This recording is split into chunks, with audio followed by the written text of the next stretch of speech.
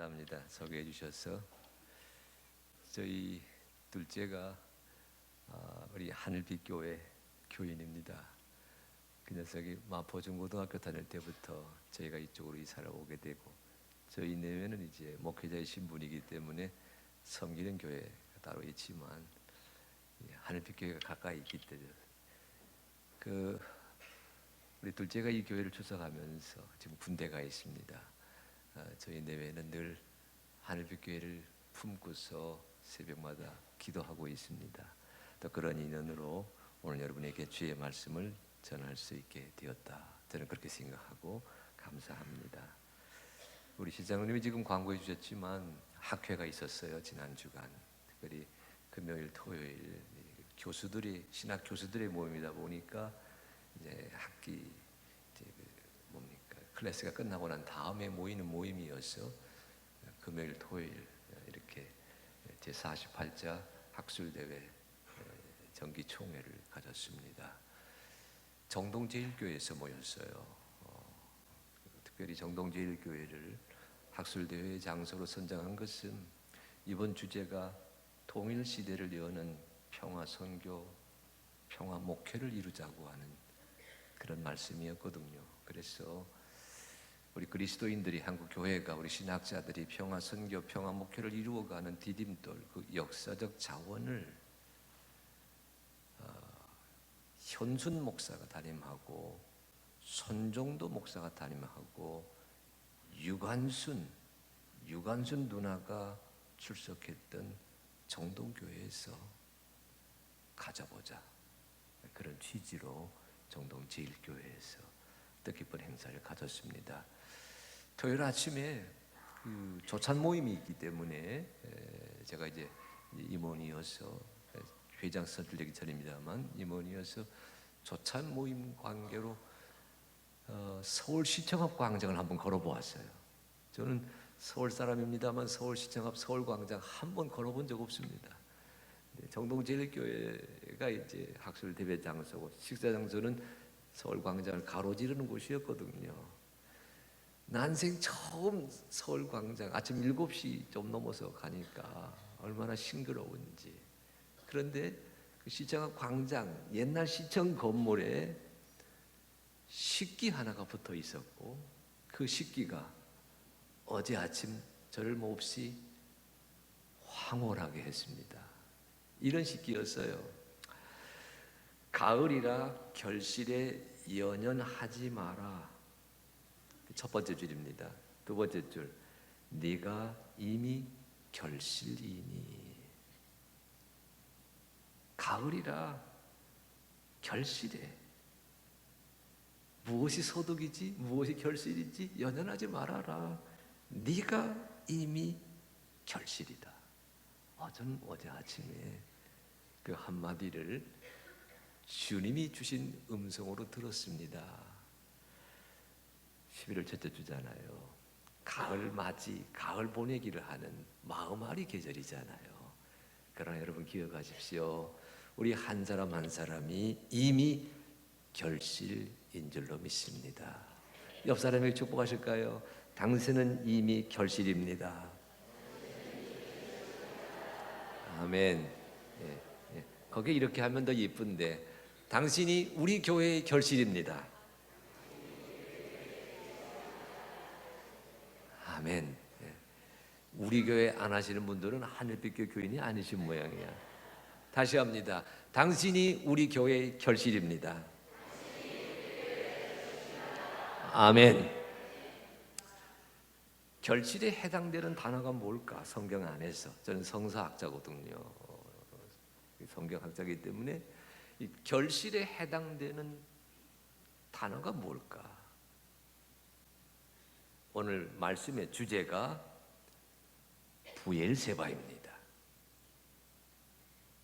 그 부엘세바를 오늘 본문 주제로 삼았어요. 성경 한번 같이 읽어보고 부엘세바 이야기를 풀어갑니다. 창세기 26장 1절과 2절 읽으신 다음에 그 다음 23절로 25절까지 다 같이 한 목소리로 읽습니다. 자, 시작.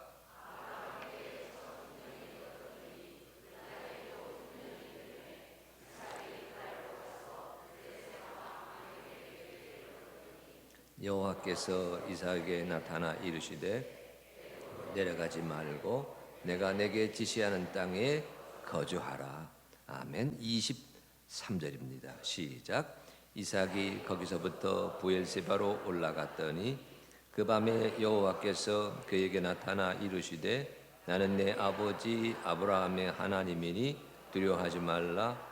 내 종 아브라함을 위하여 내가 너와 함께 있어 내게 복을 주어 내 자손이 번성하게 하리라 하신지라.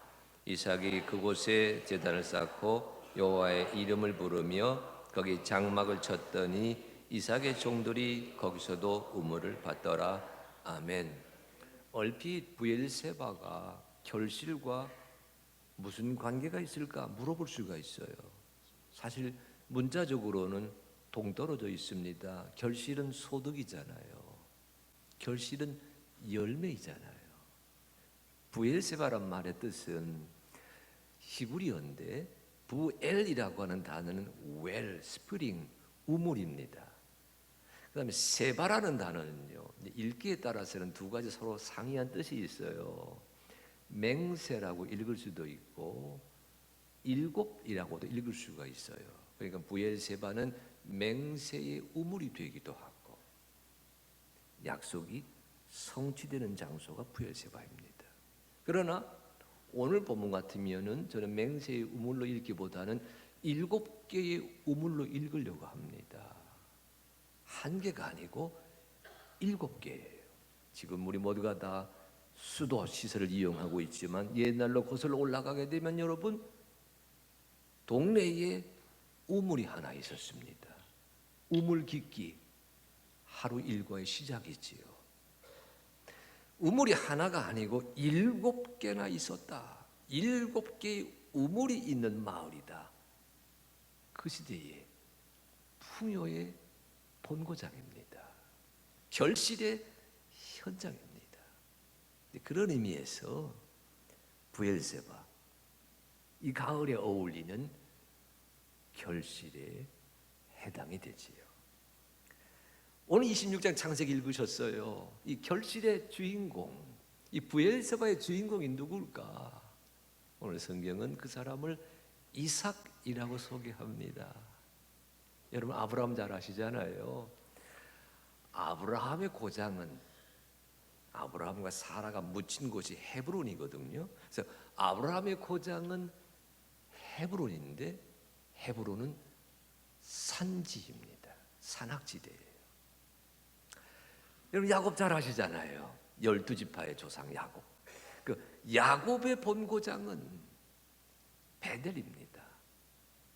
베델도 산지일 뿐만 아니라 베델과 세겜은 아이 다 붙어 있는데 그건 험한 돌짝밭입니다. 거기에 비해서 이삭은 부엘세바 오아시스를 삶의 자리로 들었어요. 하나님이 이삭에게는 부엘세바에 들어가 살라고 말씀하셨다는 뜻이거든요. 저는 이 말씀을 가만히 묵상하다가 이 이삭의 이 모습, 부엘세바에 살아간다, 풍요의 자리, 번영의 자리를 살아가는다, 이 이삭의 모습을 읽다가 시편 1편 3절 말씀을 자연스럽게 묵상했어요. 복이 있는 자는 시냇가에 심은 나무와 같다. 나무 같으니 어찌 되었어요? 철을 따라 열매를 맺으며 그 잎사귀가 마르지 않음같이 하는 일마다 다 형통하리라. 저는 그래서 이 부엘세바의 이삭의 모습을 가만히 묵상하다가 시냇가에 심은 나무처럼 살아가도록 부름받은 존재가 하나님의 사람 이삭이구나. 그런데 시냇가에 심겨진 나무 같다는 생각을 하다가 이 나무가 누굴까? 이 가을 결실의 계절에 우리 그리스도인이다, 그렇게 짐작하게 되었어요. 예수 그리스도 안에서 새 사람 된 우리가 십자가의 은혜로 새 사람 되어 살아가는 우리의 삶의 길이, 삶의 현장이 우리 주님은 어디에 있기를 원하신다고요? 부엘세바 같은 풍요로운 자리에 있기를 원하십니다.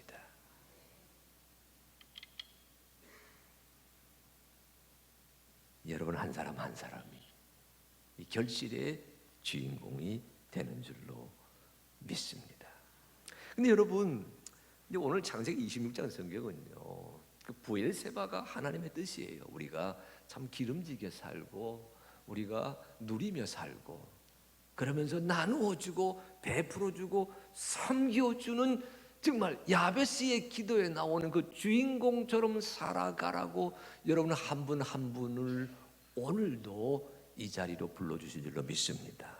근데 아실 것은 오늘 창세기 26장이 우리에게 전하는 것은요, 이삭이 그 부엘세바로 가기까지 쉽지 않았다는 것을 전해줍니다.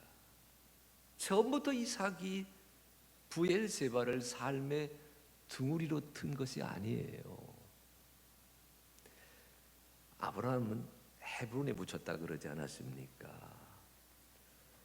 아브라함을 장사 지내고 난 다음에 이삭이 살던 고장은 그 헤브론에서 조금 남쪽으로 내려와요.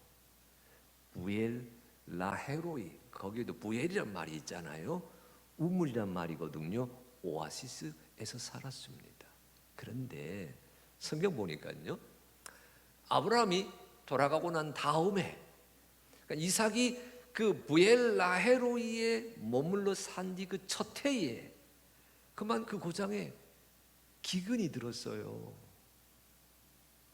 비가 전혀 내리지 않습니다. 그러면 아무리 우물이라 하더라도 말라버리잖아요.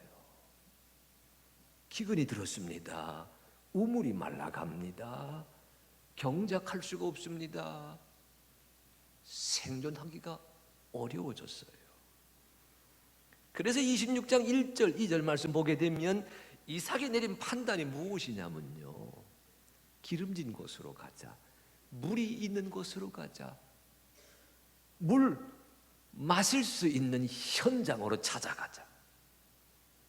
여러분, 그때는 사시사철 물이 끊어지지 않은 현장이 어딘 줄 아세요? 그게 이집트, 애굽입니다.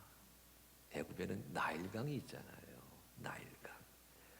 주전 3,500년부터 그들은 문화와 문명을 키웠는데, 여러분, 나일강은 북에서 남으로 흐릅니다. 여러분, 적도 이남지대니까 남에서 북으로 흐릅니다. 남쪽이 높고 북쪽이 낮아요. 그런데 이분들이 이 이집트 문명을 이룬 사람들이 얼마나 지혜로웠냐면, 남에서 북으로 내리는 이 강을요, 동에서 서쪽으로 다 끌어다 썼어요. 관계 수로를 만들어 가지고. 그래서 애굽 문명이 시작된 겁니다. 물이 있고 기름진 땅이었거든요. 이삭의 판단입니다. 이 부엘라헤로이에서 애굽까지 멀지 않으니 애굽으로 가자. 애굽에 가서 물 걱정 없이, 생존의 염려 없이 한번 살아보자. 그리고서 발걸음을 애굽으로 내려가게 되었습니다. 그런데 여러분, 바로 그 순간, 그때 하나님이 나타나셔요. 누구에게? 부엘라헤로이를 떠나 애굽으로 내려가는 이삭에게. 그러면서 그 밤에 말씀하십니다. 그게 2절 26장이에요. 뭐라 말씀하세요? 애굽으로 내려가지 말고 내가 내게 지시하는 땅에 거주하라. 여러분, 이 말은 많이 새겨 들으셔야 돼요. 이삭이 하나님의 사람입니다. 신약의 용어로 말하면 그리스도인이거든요. 오늘 이 시대의 용어로 말하면 하늘빛 교회 교인들입니다. 사정이 어려워졌잖아요. 정세가 심란합니다. 상황에 꼬여 있어요. 우리의 상식, 우리의 경험, 우리의 배움, 우리의 이성적인 판단으로 이 난국을 헤쳐가려고 합니다. 우리가 다 그렇잖아요. 이삭이 그랬다는 얘기거든요. 지금 물이 말라버리고 우물이 말라버리고 더 이상 이곳에서 살 수 없으니 물이 마르지 않은 고장으로 가자고 하는 판단 속에 애굽으로 내려가는 길을 선택했는데, 그날 하나님이 나타나셔서 이삭의 발걸음을 멈추라고 지시하는 겁니다. 스톱! 스톱! 가지 말아라. 거기 있어라. 여러분, 이 구절은요, 제가 오랫동안 묵상했어요. 하나님의 생각과 이삭의 생각이 충돌하는 자리입니다. 오늘 26장 2절이 그런 말씀이에요. 하나님의 마음과 하나님의 사람 이삭의 판단이 충돌하고 있는 자리입니다. 이삭은 내려가야 되었고 하나님은 내려가지 말라 하시고, 이삭의 생각엔 내려가면 문제가 해결될 것 같은데 하나님은 내려가지 말고 그곳에 머물러 있으라고 지시하시고, 이거 엄청난 순간입니다. 제가 2부 예배 때도 그 사람 얘기를 소개했는데, 제가 얼마 전에 읽었던 책 가운데 미국의 사회심리학자, 심리학 정신분석가예요. 리차드 니스벳이라는 사람의 글을 소개했습니다. 여러 권의 책이 우리나라에 소개되어 있는데 그 한 권 소개했어요. 생각의 지도, The Geography of Thought, 생각의 지도. 이 책은요, 아시아 사람, 동양 사람과 미국 사람, 서양 사람이 같은 자리에서 얼마나 다르게 생각하느냐, 그것을 심리학적으로 풀어낸 이야기입니다. 이런 실험이 나와요. 가장 유명한 실험 중에 하나인데, 유명한 실험이 한 10대까지 있습니다만 하나만 얘기하게 되면, 선생님이 교실에서 미국 아이들에게 묻습니다. 그림을 3개 보여줬어요. 소그림, 그 다음에 닭그림, 그 다음에 들의 풀. 질문을 했어요. 얘들아, 서로 관계 되는 것끼리 묶어봐. 그랬더니 미국 아이들은요, 소와 양을 한 덩어리로 묶었습니다. 중국 아이들은, 그 교실에 중국 애들이 있었어요. 중국 아이들은 닭과 풀을 이렇게 하나의 범주로 묶었대요. 그 실험을 보고서 리차드 니스벳이 그렇게 풀이합니다. 서양 사람들은 범주에 의해 생각한다. 소와 닭은 생물이잖아요. 짐승의 카테고리가 같잖아요. 그렇게 묶어가는 데 비해서 이 동양 아이들은 어릴 때부터 뭘 생각하느냐, 삶의 콘텍스트, 관계를 더 중요시 여긴다는 거예요. 카테고리, 범주보다도 관계성, 닭은 들의 풀을 쪼아 먹으며 산다. 그걸 보면서 니스벳의 정의입니다. 서양 사람들이 명사형이라면 동양 사람들은 동사형이다. 동양 사람들은 내 관계, 내 배경, 내 친인적 관계를 소중히 여기지만, 서양 사람들은 너와 나라고 하는 개인주의 카테고리에 묶여 있다. 뭐 이런 얘기를 쭉 한 재미있는 책입니다. 그런데 저는 그 얘기 다 하려고 하는 건 아니고, 오늘 본문에 돌아보시게 되면 보십시오. 서양 사람과 동양 사람도 생각의 차이가 있지만 뭐예요? 하나님의 사람과 하나님과도 생각의 차이가 있다고 하는 것을 일깨워주고 있어요. 여러분, 이럴 때 어떡하시겠어요? 여러분, 살아가시면서, 일하시면서, 공부하시면서, 직장 섬기시면서 어떡하시겠어요? 오늘 이삭 얘기가 우리를 감동시키는 것은, 이삭은 자기 생각을 내려놓고 하나님 말씀에 순종했다는 사실입니다. 가지 않고 머물렀거든요. 창세기 26장 2절 말씀을 여러분 잘 알고 계시는 주기도문으로 바꾸어서 저는 이렇게 해석하고 싶어요. 마태복음 6장 10절 뭐라고 말씀하셨어요? 뭐라고 기도하라고요? 뜻이 하늘에서 이루어진 것처럼 땅에서도, 내게서도, 하늘빛 교회에서도, 한국 감리교회에서도 이루어지이다. 여러분, 이 은혜가 우리 가운데 있으셔야 됩니다. 이삭이 순종했어요. 안 내려갔습니다. 머물렀어요. 블레셋 사람의 땅에 머물렀습니다. 우리 하나님이 내려가지 않고 블레셋 사람, 그러니까 유다 땅 부엘라 헤로이와 애굽 땅 그 사이 블레셋 사람의 땅, 성경에서 그것을 그랄이라는 지명으로 소개합니다. 거기에 머물러 있었을 적에 하나님이 복을 주셨어요. 블레셋 사람들은 이방인이거든요. 아니, 블레셋 사람의 눈으로 보기에 야곱과 야곱의 가족은 뭐예요? 이방인입니다.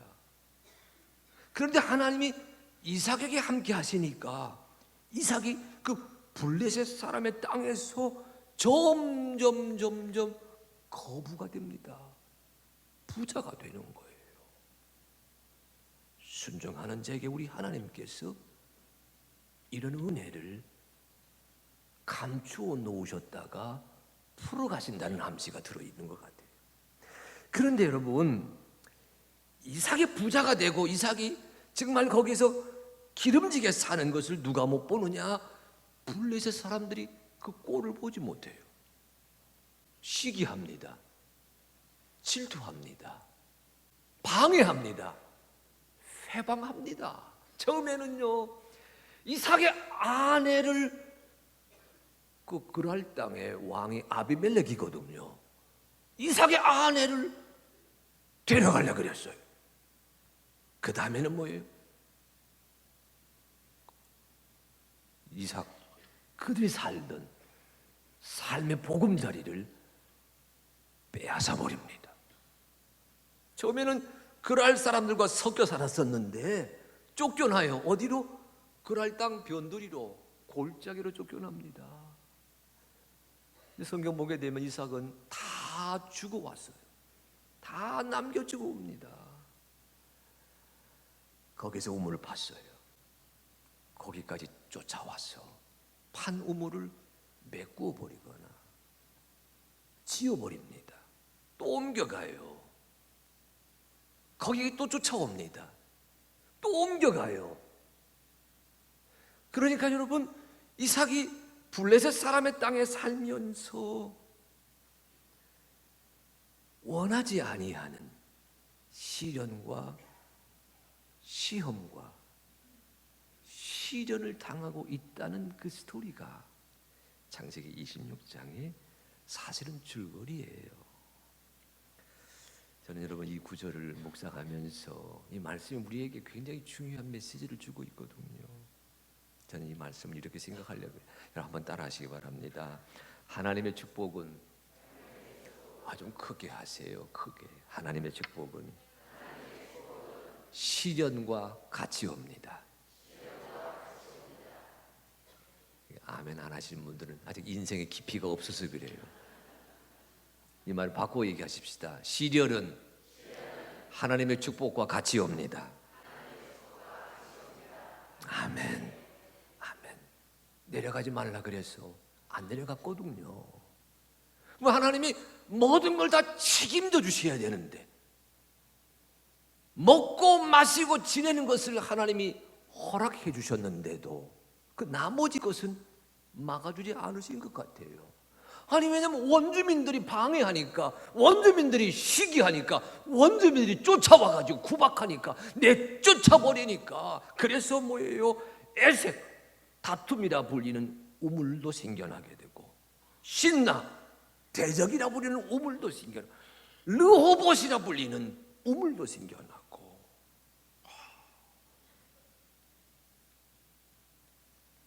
7번 판다는 얘기가 성경에 나와요. 창세기 26장에는. 근데 그때마다 이삭은 블레셋 사람들 탓에 넘어지고 자빠지고 넘어졌습니다.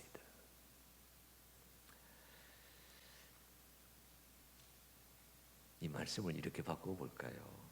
여러분 잘 아는 말씀, 오늘 본문 얘기가 우물 얘기니까 이렇게 바꿔볼까요? 따라하시기 바랍니다. 시련은 축복의 마중물입니다.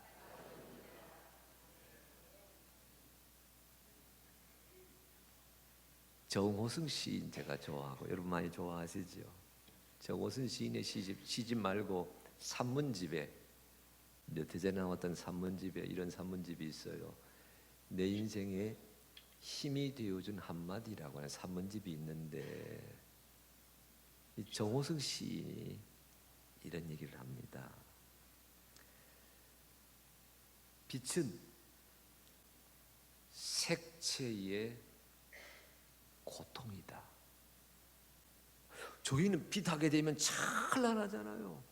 야, 멋있다. 야, 아름답다.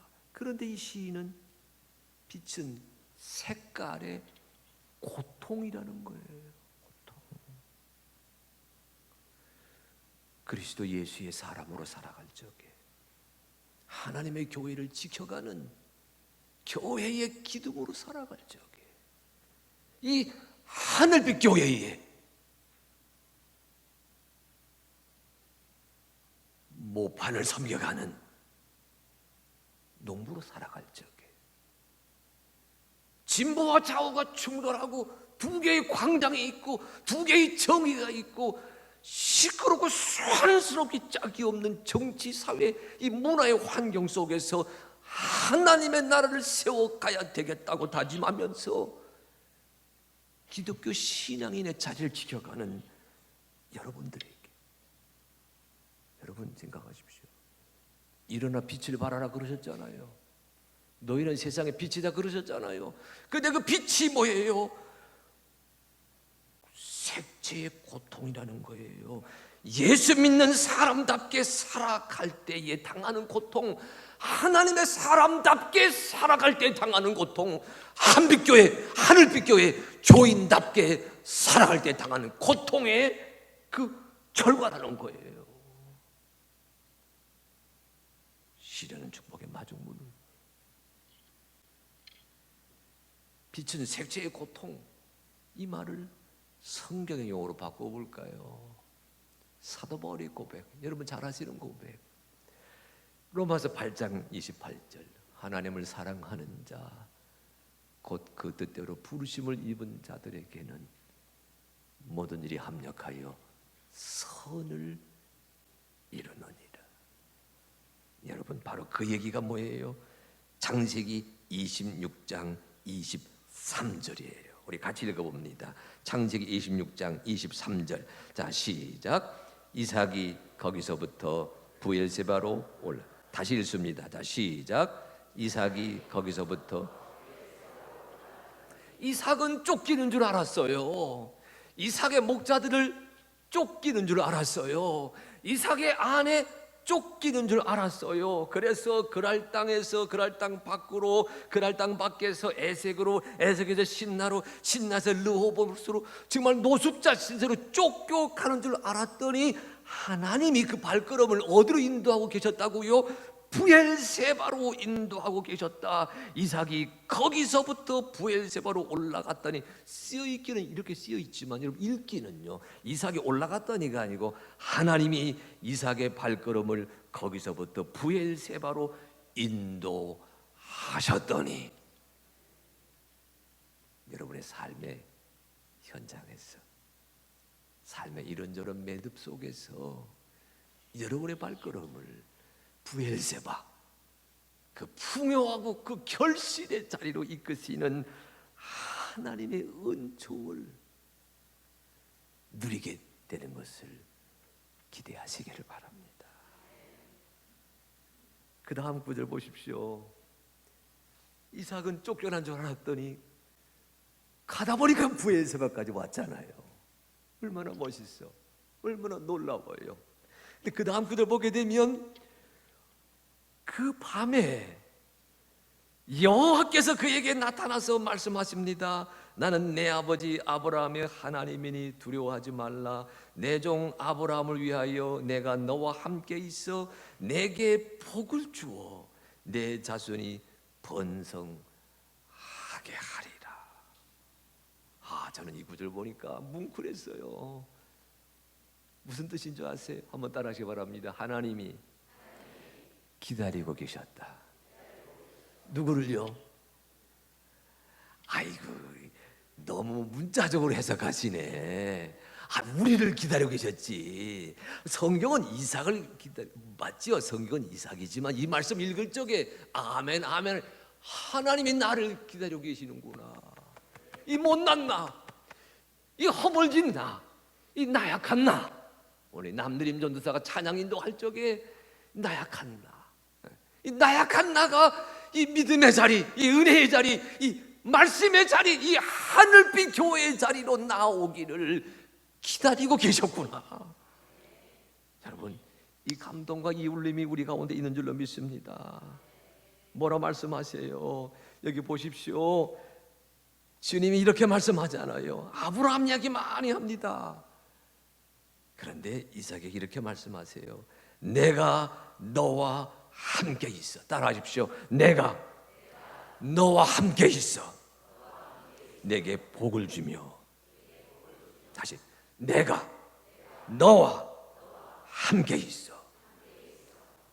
하나님이 나타나셔서 이삭을 향한 하나님의 계획을 말씀하십니다. 내가 너와 함께 하겠다. 내가 너와 같이 있겠다.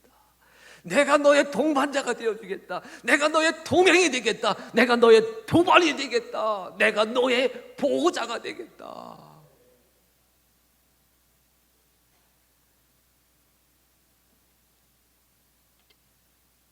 그랬더니 이삭이요, 그 다음 구절 보세요.